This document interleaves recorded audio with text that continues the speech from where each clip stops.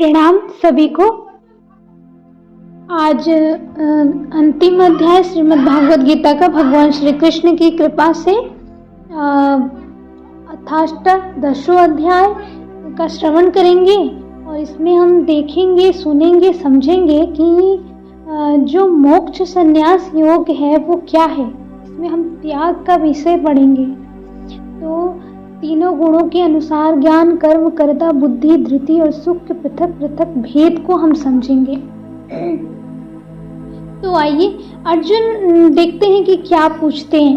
अर्जुन बोले, हे महाबाहो, हे अंतर्यामी, हे वासुदेव, मैं संन्यास और त्याग के तत्व को पृथक पृथक जानना चाहता हूँ। श्री भगवान बोले, कितने ही पंडित जन तो काम्य कर्मों के त्याग को संन्यास समझते हैं तथा दूसरे विचार कुशल पुरुष सब कर्मों के फल के त्याग को त्याग कहते हैं।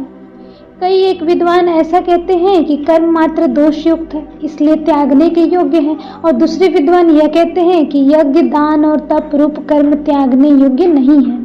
हे पुरुष श्रेष्ठ अर्जुन, संन्यास और त्याग इन दोनों में से पहले त्याग के विषय में तू मेरा निश्चय सुन, क्योंकि त्याग सात्विक, राजस और तामस भेद से 3 प्रकार का कहा गया है। यज्ञ, दान और तप रूप कर्म त्याग करने के योग्य नहीं है, बल्कि वह तो अवश्य कर्तव्य है, क्योंकि यज्ञ, दान और तप ये तीनों ही कर्म बुद्धिमान पुरुषों को पवित्र करने वाले हैं। इसलिए हे पार्थ, इन यज्ञ, दान और तप रूप कर्मों को तथा और भी संपूर्ण कर्तव्य कर्मों को आसक्ति और फलों का त्याग करके अवश्य करना चाहिए। यह मेरा निश्चय किया हुआ उत्तम मत है। निषिद्ध और काम्य कर्मों का तो स्वरूप से त्याग करना उचित ही है, परंतु नियत कर्म का स्वरूप से त्याग करना उचित नहीं है। इसलिए मोह के कारण उसका त्याग कर देना तामस त्याग कहा गया है। जो कुछ कर्म है वह सब दुख रूप ही है, ऐसा समझकर यदि कोई शारीरिक क्लेश के भय से कर्तव्य कर्मों का त्याग कर दे तो वह ऐसा राजस त्याग करके त्याग के फल को किसी प्रकार भी नहीं पाता। हे अर्जुन, जो शास्त्र विहित कर्म करना कर्तव्य है, इसी भाव से आसक्ति और फल का त्याग करके किया जाता है, वही सात्विक त्याग माना गया है। जो मनुष्य अकुशल कर्म से तो द्वेष नहीं करता और कुशल कर्म में आसक्त नहीं होता, वह शुद्ध सत्व गुण से युक्त पुरुष, संशय रहित, बुद्धिमान और सच्चा त्यागी है। क्योंकि शरीरधारी किसी भी मनुष्य के द्वारा संपूर्णता से सब कर्मों का त्याग किया जाना श्राव्य नहीं है। इसलिए जो कर्म फल का त्यागी है वही त्यागी है, यह कहा जाता है। कर्म फल का त्याग न करने वाले मनुष्यों के कर्मों का तो अच्छा, बुरा और मिला हुआ ऐसे 3 प्रकार का फल मरने के पश्चात अवश्य होता है, किंतु कर्म फल का त्याग कर देने वाला मनुष्यों के कर्मों का फल किसी काल में भी नहीं होता।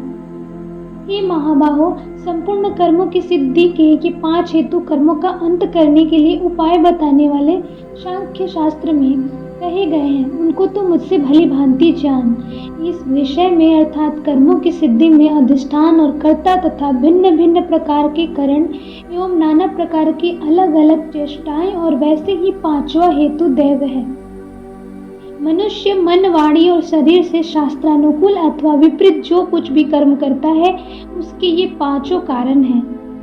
परंतु ऐसा होने पर भी जो मनुष्य अशुद्ध बुद्धि होने के कारण उस विषय में यानी कर्मों के होने में केवल शुद्ध स्वरूप आत्मा को कर्ता समझता है, वह मलिन बुद्धि वाला अज्ञानी यथार्थ नहीं समझता।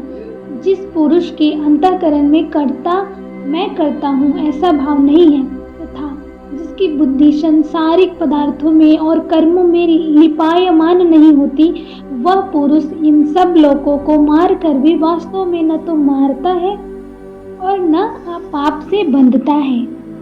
ज्ञाता, ज्ञान और ज्ञेय ये 3 प्रकार की कर्म, प्रेरणा और कर्ता, कारण तथा क्रिया ये 3 प्रकार के कर्म संग्रह हैं। गुणों की संख्या करने वाले शास्त्र में ज्ञान और कर्म तथा कर्ता गुणों के भेद से 3 प्रकार के ही कहे गए हैं, उनको भी तू मुझसे भली भांति सुन। जिस ज्ञान से मनुष्य पृथक पृथक तथा भूतों में एक अविनाशी परमात्मा भाव को विभाग रहित समभाव में स्थित देखता है, उस ज्ञान को तू सात्विक जान। किंतु जो ज्ञान अर्थात जिस ज्ञान के द्वारा मनुष्य संपूर्ण भूतों में भिन्न भिन्न प्रकार के नाना भावों को अलग अलग जानता है, उस ज्ञान को तू राजस जान। परंतु जो ज्ञान एक कार्य रूप शरीर में ही संपूर्ण के सदृश आसक्त है तथा जो बिना युक्ति वाला तात्विक अर्थ से रहित और तुक्ष है, वह तामस कहा गया है। जो कर्म शास्त्र विधि से नियत किया हुआ और कर्तापन के अभिमान से रहित हो तथा फल न चाहने वाला पुरुष द्वारा बिना राग द्वेष के किया गया हो, वह सात्विक कहा जाता है। परंतु जो कर्म बहुत परिश्रम से युक्त होता है तथा भोगों को चाहने वाले पुरुष द्वारा या अहंकार युक्त पुरुष द्वारा किया जाता है, वह कर्म राजस कहा गया है। जो कर्म परिणाम हानि हिंसा और सामर्थ्य को न विचार कर केवल अज्ञान से आरंभ किया जाता है, वह तामस कहा जाता है। जो कर्ता संग रहित अहंकार के वचन न बोलने वाला धैर्य और उत्साह से युक्त तथा कार्य के सिद्ध होने और न होने में हर्ष शोकादि विकारों से रहित है, वह सात्विक कहा जाता है। जो कर्ता आसक्ति से युक्त कर्मों के फल को चाहने वाला और लोभी है तथा दूसरों को कष्ट देने के सम स्वभाव वाला अशुद्धचारी और हर्ष शोक से लिप्त है, वह राजस कहा गया है। जो कर्ता अयुक्त शिक्षा से रहित घमंडी धूर्त और दूसरों की जीविका का नाश करने वाला तथा शोक करने वाला आलसी और दीर्घ सूत्री है, वह तामस कहा जाता है। हे धनंजय, अब तो बुद्धि का और धृति का भी गुणों के अनुसार 3 प्रकार के भेद मेरे द्वारा संपूर्णता से विभाग पूर्वक कहा जाने वाला सुन। हे पार्थ, जो बुद्धि प्रवृत्ति मार्ग और निवृत्ति मार्ग को, कर्तव्य और अकर्तव्य को, भय और अभय को तथा बंधन और मोक्ष को यथार्थ जानती है, वह बुद्धि सात्विक है। हे पार्थ, मनुष्य जिस बुद्धि के द्वारा धर्म और अधर्म को तथा कर्तव्य और अकर्तव्य को भी यथार्थ नहीं जानता, वह बुद्धि राजसी है। हे अर्जुन, जो तमोगुण से घिरी हुई बुद्धि अधर्म को भी यह धर्म है ऐसा मान लेती है तथा इसी प्रकार अन्य संपूर्ण पदार्थों को भी विपरीत मान लेती है, वह बुद्धि तामसी है। हे पार्थ, जिस अव्यभिचारिणी धारण शक्ति से मनुष्य ध्यान योग के द्वारा मन प्राण और इंद्रियों की क्रियाओं को धारण करता है, वह धृति सात्विकी है। परंतु हे पृथा पुत्र अर्जुन, फल की इच्छा वाला मनुष्य जिस धारण शक्ति के द्वारा अत्यंत आसक्ति से धर्म अर्थ और कामों को धारण करता है, वह धारण शक्ति राजसी है। हे पार्थ, दुष्ट बुद्धि वाला मनुष्य जिस धारण शक्ति के द्वारा निद्रा भय चिंता और दुख तथा उन्मत्तता को भी नहीं छोड़ता अर्थात धारण किए रहता है, वह धारण शक्ति तामसी है। हे भरत श्रेष्ठ, अब 3 प्रकार के सुख को भी तू मुझसे सुन। जिस सुख में साधक मनुष्य भजन ध्यान और सेवा आदि के अभ्यास में रमण करता है और जिससे दुखों के अंत को प्राप्त हो जाता है, जो ऐसा सुख है वह आरंभ काल में यद्यपि विष के तुल्य प्रतीत होता है, परंतु परिणाम में अमृत के तुल्य है। इसलिए वह परमात्मा विषयक बुद्धि के प्रसाद में उत्पन्न होने वाला सुख सात्विक कहा गया है। जो सुख विषय और इंद्रियों के संयोग से होता है, वह पहले भोग काल में अमृत के तुल्य प्रतीत होने पर भी परिणाम में विषय तुल्य है, इसलिए वह सुख राजस कहा गया है। जो सुख भोग काल में तथा परिणाम में भी आत्मा को मोहित करने वाला है, वह निद्रा आलस्य और प्रमाद से उत्पन्न सुख तामस कहा गया है। पृथ्वी में या आकाश में अथवा देवताओं में तथा इनके सिवा और कहीं भी ऐसा कोई भी सत्व नहीं है जो प्रकृति से उत्पन्न इन तीनों गुणों से रहित हो। हे परम तप, ब्राह्मण क्षत्रिय और वैश्यों के तथा शूद्रों के कर्म स्वभाव से उत्पन्न गुणों द्वारा विभक्त किए गए हैं। अंतःकरण का निग्रह करना, इंद्रियों का दमन करना, धर्म पालन के लिए कष्ट सहना, बाहर भीतर से शुद्ध रहना, दूसरों के अपराधों को क्षमा करना, मन इंद्रिय और शरीर को सरल रखना, वेद शास्त्र ईश्वर और परलोक आदि में श्रद्धा रखना, वेद शास्त्रों का अध्ययन अध्यापन करना और परमात्मा के तत्व का अनुभव करना, ये सब के सभी ब्राह्मण के स्वाभाविक कर्म हैं। कितने सरलता से भगवान श्री कृष्ण ये 18 अध्याय, एक अध्याय अपने आप में बहुत परिपूर्ण है हमें जीवन का मार्ग और पर्पस समझाने के लिए। और इसमें तीनों गुणों के बारे में बता रहे हैं कि हम कैसा कैसा कर्तव्य करते हैं, तो हम खुद ही समझ सकते हैं कि हम कौन से गुण के हैं और हमें अगर हम तामसिक है तो कैसे हमें सात्विक गुण तक पहुंचना है। और यहाँ पे बता रहे हैं कि ब्राह्मण का कर्तव्य कैसा होता है। शूरवीरता, तेज, धैर्य, चतुरता और युद्ध में न भागना, दान देना और स्वामी भाव, ये सब के सभी क्षत्रिय के स्वाभाविक कर्म है। अब यहाँ क्षत्रिय का स्वाभाविक कर्म बता रहे हैं कि एक क्षत्रिय कुल के मनुष्य को कैसा होना चाहिए स्वभाव से। खेती, गोपालन और क्रय विक्रय रूप सत्य व्यवहार, ये वैश्य के स्वाभाविक कर्म है तथा सब वर्णों की सेवा करना शूद्र का भी स्वाभाविक कर्म है। अपने अपने स्वाभाविक कर्मों में तत्परता से लगा हुआ मनुष्य भगवत प्राप्ति रूप परम सिद्धि को प्राप्त हो जाता है। अपने स्वाभाविक कर्म में लगा हुआ मनुष्य जिस प्रकार से कर्म करके परम सिद्धि को प्राप्त होता है, उस विधि को तो सुन।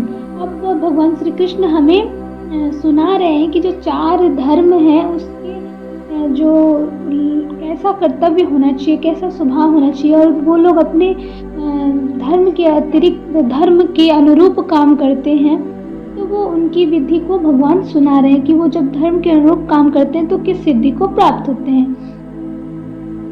जिस परमेश्वर से संपूर्ण प्राणियों की उत्पत्ति हुई है और जिससे यह समस्त जगत व्याप्त है, उस परमेश्वर की अपने स्वाभाविक कर्मों द्वारा पूजा करके मनुष्य परम सिद्धि को प्राप्त हो जाता है। अच्छी प्रकार आचरण किए हुए दूसरों के धर्म से गुण रहित भी अपना धर्म श्रेष्ठ है, क्योंकि स्वभाव से नियत किए हुए स्वधर्म रूप कर्मों को करता हुआ मनुष्य पाप को नहीं प्राप्त होता। यह भगवान बता रहे हैं कि अच्छी प्रकार का आचरण किया हुआ दूसरे के धर्म से गुण रहित भी अपना धर्म श्रेष्ठ होता है। शूद्र को बताया है कि खेती, गोपालन, सेवा धर्म करना चाहिए। और आगे बताते हैं, अतएव हे कुंती पुत्र, दोष युक्त होने पर भी सहज कर्म को नहीं त्यागना चाहिए, क्योंकि धुएं से अग्नि की भांति सभी कर्म किसी न किसी दोष से युक्त है। हम जो भी कर्म करते हैं, सोते जागते, हमारे अंदर जो भी थॉट चलता है, इसलिए कहते हैं कि किसी के लिए बुरा सोचना ही नहीं है। तो हम सोच भी रहे हैं तो कर्म ही कर रहे हैं। तो यहाँ बता रहे हैं भगवान की दोष से युक्त है सभी कर्म। सर्वत्र आसक्ति रहित, बुद्धि वाला, स्पर्श रहित और जीते हुए अंतःकरण वाला पुरुष सांख्य योग के द्वारा उस परम नैसक कर्म सिद्धि को प्राप्त होता है, जो कि ज्ञान योग की परानिष्ठा है। उस नैसक के कर्म सिद्धि को जिस प्रकार से प्राप्त होकर मनुष्य ब्रह्म को प्राप्त होता है, उस प्रकार को हे कुंती पुत्र तू संक्षेप में ही मुझसे समझ।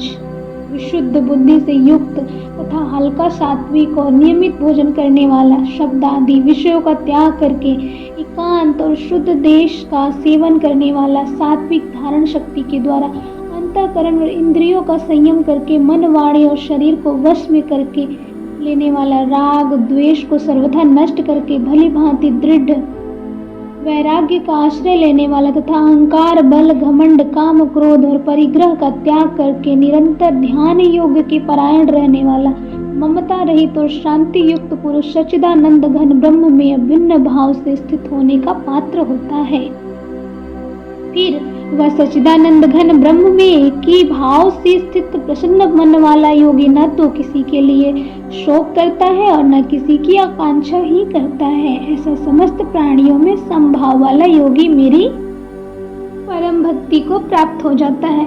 उस परम भक्ति के द्वारा वह मुझ परमात्मा को मैं जो हूँ और जितना हूँ ठीक वैसा का वैसा तत्व से जान लेता है तथा उस भक्ति से मुझको तत्व से जानकर तत्काल ही मुझ में प्रविष्ट हो जाता है।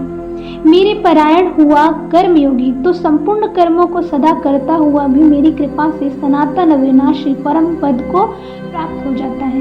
सब कर्मों को मन से मुझ में अर्पण करके तथा समबुद्धि रूप योग को अवलंबन करके मेरे परायण और निरंतर मुझ में चित्त वाला हो, उपयुक्त प्रकार से मुझ में चित्त वाला होकर तो मेरी कृपा से समस्त संकटों को अनायास ही पार कर जाएगा, और यदि अहंकार के कारण मेरे वचनों को न सुनेगा तो नष्ट हो जाएगा, अर्थात परमार्थ से भ्रष्ट हो जाएगा। जो तू अहंकार का आश्रय लेकर यह मान रहा है कि मैं युद्ध नहीं करूंगा, तो तेरा यह निश्चय मिथ्या है, क्योंकि तेरा स्वभाव तुझे जबरदस्ती युद्ध में लगा देगा। कितने मतलब सही और सत्यता को भगवान प्रकट कर रहे हैं हम मनुष्यों के सामने कि हमारा ये मिथ्या निश्चय है कि मैं युद्ध कर रहा हूँ, ये अर्जुन के अंदर मिथ्या है, वो वो तो कर नहीं रहे हैं, वो तो हो चुका है पहले से। तो कह रहे हैं भगवान श्री कृष्ण कि तू उसको जबरदस्ती युद्ध में लगा देगा, ये तेरा स्वभाव। हे कुंती पुत्र, जिस कर्म को तू मोह के कारण करना नहीं चाहता, उसको भी अपने पूर्वकृत स्वाभाविक कर्म से बंधा हुआ परवश होकर करेगा। हे अर्जुन, शरीर रूपी यंत्र में आरूढ़ हुए संपूर्ण प्राणियों को अंतर्यामी परमेश्वर अपनी माया से उनके कर्मों के अनुसार भ्रमण कराता हुआ सब प्राणियों के हृदय में स्थित है। हे भारत, तू सब प्रकार से उस परमेश्वर की शरण में जा। उस परमात्मा की कृपा से ही तू परम शांति को तथा सनातन परम धाम को प्राप्त होगा। इस प्रकार यह गोपनीय से भी अति गोपनीय ज्ञान मैंने तुमसे कह दिया। अब तू इस रहस्य युक्त ज्ञान को पूर्णतया भली भांति विचार कर जैसे चाहता है वैसे ही कर। संपूर्ण गोपनीयों से अति गोपनीय मेरे परम रहस्य युक्त वचन को तू फिर भी सुन। तू मेरा अतिशय प्रिय है, इससे यह परम हितकारक वचन मैं तुझसे कहूँगा। हे अर्जुन, तू मुझ में मन वाला हो, मेरा भक्त बन, मेरा पूजन करने वाला हो और मुझको प्रणाम कर। ऐसा करने से तू मुझे ही प्राप्त होगा। यह मैं तुझसे सत्य प्रतिज्ञा करता हूँ, क्योंकि तू मेरा अत्यंत प्रिय है।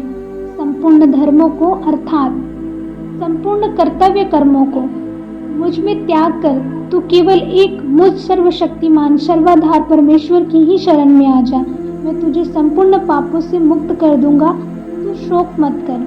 तुझे यह गीता रूप रहस्यमय उपदेश किसी भी काल में न तो तप रहित मनुष्य से कहना चाहिए, न भक्ति रहित से और न बिना सुनने की इच्छा वाले से ही कहना चाहिए, तथा जो मुझ में दोष दृष्टि रखता है उससे तो कभी भी नहीं कहना चाहिए। भगवान बता रहे हैं कि श्रीमद् भागवत गीता सबसे नहीं कहनी चाहिए और किस किस कैटेगरी से नहीं कहनी चाहिए।